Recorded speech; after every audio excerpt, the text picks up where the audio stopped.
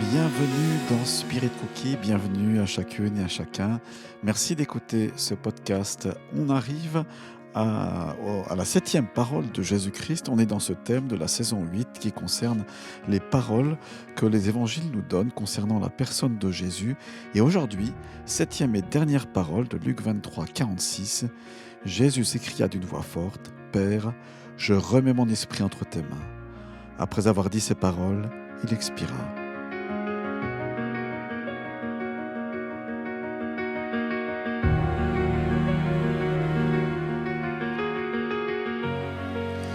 J'espère que vous allez tous et toutes bien et que votre bénédiction, la bénédiction de l'Éternel, à quelque part qui vous est promise, est sur vous et en abondance. Merci d'écouter encore une fois ce podcast et on arrive donc à cette ultime parole, puisqu'il y a 7 paroles dans les évangiles, 7 paroles qui concernent des propos que Jésus a tenus lorsqu'il était en train de souffrir sur cette croix, juste avant de mourir. La dernière fois, dans l'épisode, et je vous invite à le retrouver, l'épisode numéro 6 de la saison 8, eh bien, Jésus a affirmé « Tout est accompli ». C'est une de ses dernières paroles, donc, sur la croix, juste avant de retourner auprès du Père. Et là, on est dans un dernier souffle aussi, puisqu'il ne subit pas la mort. Il dit « Je remets mon esprit entre tes mains ». Donc, il n'est pas question ici que la mort ait de la domination sur lui, mais il l'affronte. Et dans un acte ultime de confiance, eh bien, il s'adresse à son Père céleste, non plus cette fois aux humains, mais au Père céleste. Et même, il cite l'Ancien Testament, c'est le psaume 31, verset 6, « Je remets mon esprit entre tes mains ». Donc il a encore la force d'être inspiré jusqu'à l'ultime seconde.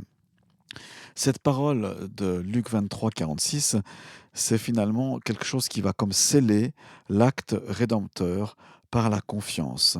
C'est un acte volontaire. Regardez bien cette parole. On imagine quelqu'un qui est en train de mourir et puis qui se dit, c'est comme s'il disait, non, la mort n'a pas le dernier mot, c'est moi qui domine sur elle et c'est moi qui choisis de partir et de dominer sur elle. Donc il fait un acte volontaire, je remets mon esprit entre tes mains, c'est volontaire. Il n'est pas arraché à la vie par la douleur, mais il la remet. Cela prouve son autorité, autorité divine. C'est comme s'il disait, j'ai le pouvoir de donner la vie, j'ai le pouvoir de la reprendre. C'est une citation de Jean chapitre 10, verset 18. Jésus donc est celui qui fait un acte volontaire et puis en même temps, c'est pas une parole désespérée, mais c'est une parole de confiance. Il meurt en s'adressant au Père avec la plus grande assurance possible. C'est assez incroyable quoi cette phrase. Il ne s'abandonne pas au néant en disant on verra bien ce qui se passera après. Non, mais il s'abandonne dans les mains sûres de Dieu. Et c'est un acte de foi et d'obéissance qu'il fait lui-même. Un ultime acte finalement. C'est le dernier acte d'obéissance et de foi qu'il doit faire. La Bible nous dit qu'il a appris l'obéissance dans les choses qu'il a souffertes concernant Jésus-Christ. Eh bien, il a obéi jusqu'au bout. Encore une fois, il n'était pas obligé de le faire, mais il l'a fait. Et c'est par amour qu'il l'a fait pour toi et pour moi. Et on peut se rappeler de cela de manière glorieuse et en étant très reconnaissant. Ensuite, j'y vois dans cette phrase de Luc 23, 46, eh bien, un modèle de vie et de mort. Ce n'est pas seulement un modèle pour la mort, c'est le modèle de notre vie. Le juste remet chaque jour son être, ses projets, ses peurs entre les mains de Dieu. Tous les jours, dit le psalmiste, tous mes jours sont inscrits dans ton livre. Et c'est bon de se le rappeler, n'est-ce pas?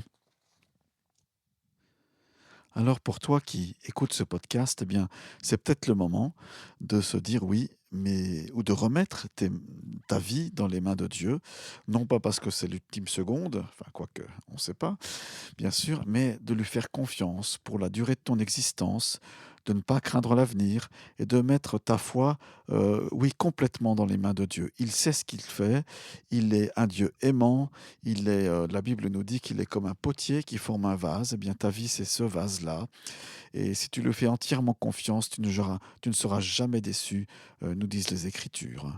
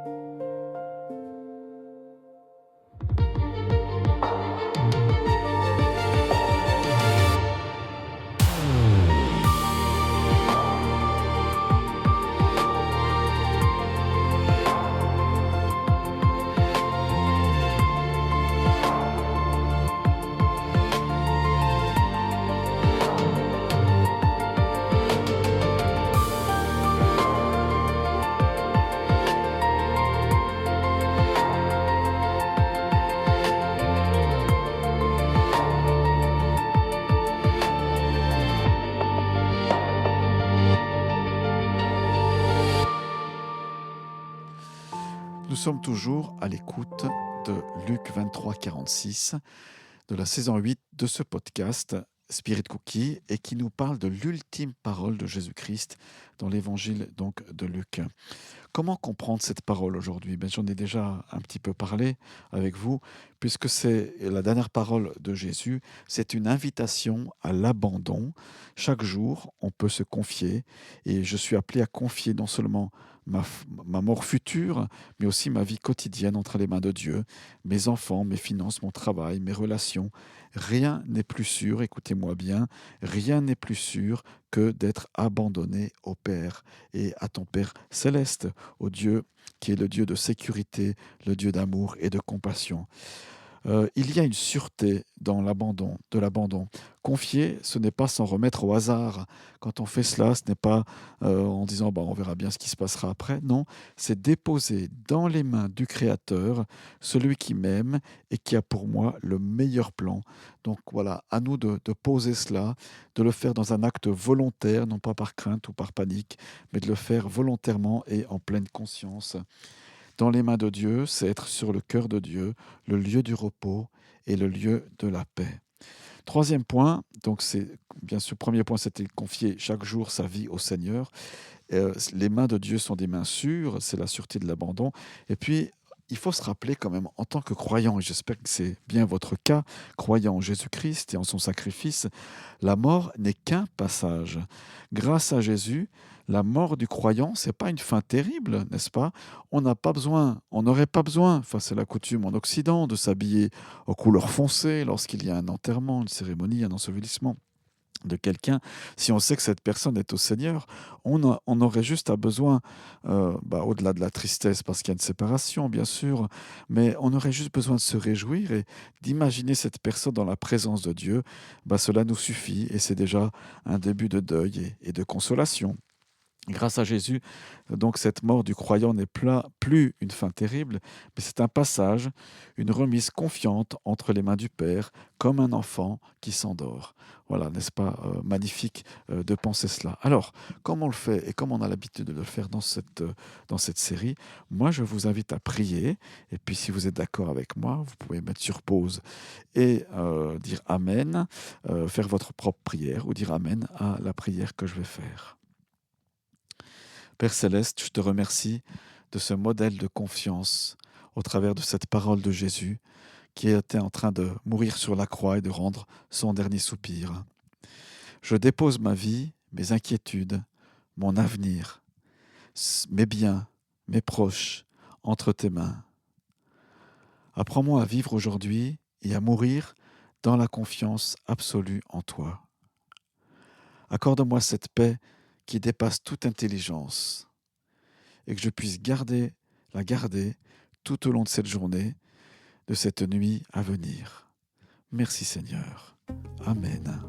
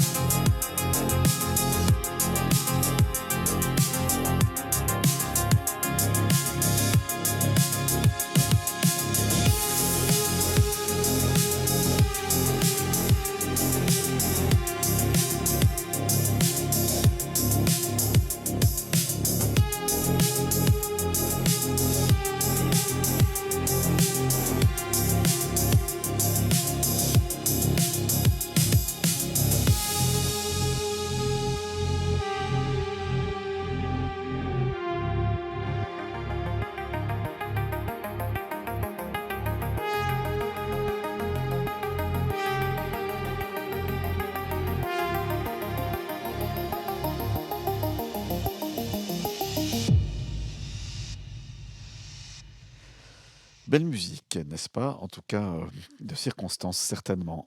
Bien-aimés, on arrive, chers auditeurs, on arrive à la conclusion de ces 7 paroles de Jésus et je voulais faire avec vous le résumé des épisodes précédents. Vous pouvez bien sûr les réécouter sur spiritcookie.org. Hem, voilà, c'est un peu aussi c'est en même temps le terme de cette saison et jusqu'à la prochaine, bien sûr. Donc on a médité ces paroles de Jésus et cette dernière-là, Père, je remets mon esprit entre tes mains. Jésus qui montre son obéissance jusqu'au bout et sa confiance totale. La richesse des 7 paroles ne s'arrête pas là. Ensemble, elles forment comme un testament, un héritage complet pour notre foi. Quand nous les regardons dans leur ensemble, elles nous révèlent 3 dimensions fondamentales et j'aimerais vous les partager. 3 dimensions fondamentales de l'œuvre de Christ et de notre foi. Tout d'abord, c'est que la croix, c'est un acte d'amour et un amour radical. Parce que pour Dieu, il n'y a pas de demi-amour à quelque part, hein. C'est soit on aime totalement et soit pas du tout.